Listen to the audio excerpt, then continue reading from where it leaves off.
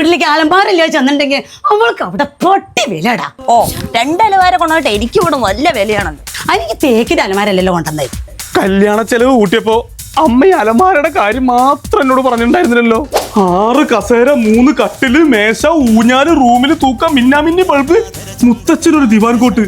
ഇത്രയും ദാരിദ്ര്യം പിടിച്ച വീട്ടിലേക്കാണ് അമ്മയെ നമ്മളവളെ പറഞ്ഞു വിട്ടത്. ചേട്ടാ ഇതൊക്കെ ഒരു ചടങ്ങല്ലേ. ചെക്കന്റെ വീട്ടിൽ എന്തെങ്കിലും കുറവുണ്ട് നമ്മൾ കൊണ്ടുപോകണം.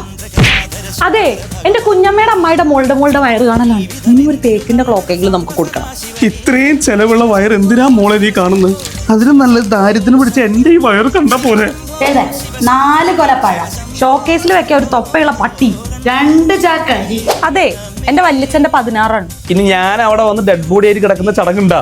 അതല്ല, ഇവിടെ മാത്രം ഇങ്ങനെ സാധനങ്ങൾ വാങ്ങിയാൽ പോലെ എന്റെ വീട്ടിലേക്ക് വല്ലതൊക്കെ വാങ്ങണം. എന്റെ കയ്യിൽ പൈസ ഇല്ല. അതിനൊക്കെ പറ്റിയൊരു സ്ഥലം എന്തേലും ഉണ്ട്. ദേ നല്ല ഉഗ്രം കട്ടില്, നമുക്ക് ഒരെണ്ണം വാങ്ങിയ ചിത്തുവേട്ടാ.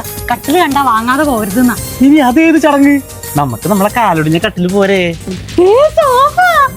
അയ്യോ, അച്ഛന്റെ ഷഷ്ടിപൂർത്തിക്ക് ഈ സോഫ മതി. ഫിക്സ് എനിക്ക് ഇഷ്ടപ്പെട്ടു. ഒരു 2 കൊല്ലം കഴിഞ്ഞിട്ട് വാങ്ങിയാ പോരെ? അതാകുമ്പോ പൈസ ലാഭിക്കാലോ. അതല്ല, 2 കൊല്ലം കഴിഞ്ഞ് വാങ്ങുമ്പോ കുറച്ചും കൂടി കളക്ഷൻസ് ഉള്ള വേറെ ഷോറൂമിൽ വാങ്ങാം. എടോ, തിരുവനന്തപുരത്ത് ഏറ്റവും വലിയ ഫർണിച്ചർ ആൻഡ് ഹോം ഡെക്കർ ഷോറൂമാണ് ഈ ബിൽഡപ്പ്. ഇവിടെ കിട്ടാത്തത് എനിക്ക് ഇനി എവിടെയും കിട്ടാൻ പോണില്ല. സമയം ഒട്ടും ശരിയല്ല. ഞാൻ പറഞ്ഞു തേക്കിട്ട് നോക്ക്. ഖുഷ്ബു, ഇതിനൊക്കെ ഒരുപാട് കാശാവും. എടാ മണ്ടൻ ചിത്തുവേട്ടാ, ഇനി മാത്രം കാശാവൂല. ഇവിടെ മുടിഞ്ഞ ഓഫറാണ്, പോരാത്തിന് EMI ഉണ്ട്. ഈ ഫർണിച്ചറും ഹോം ഡെക്കോറൊക്കെ നമ്മുടെ ഇഷ്ടത്തിന് ചെയ്യുന്നതല്ലേ നല്ലത്?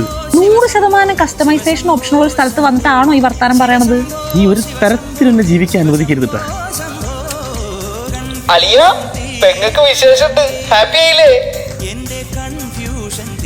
ചേട്ടാ, തൊട്ടിലിടെ വെച്ചിരിക്കുന്നേ.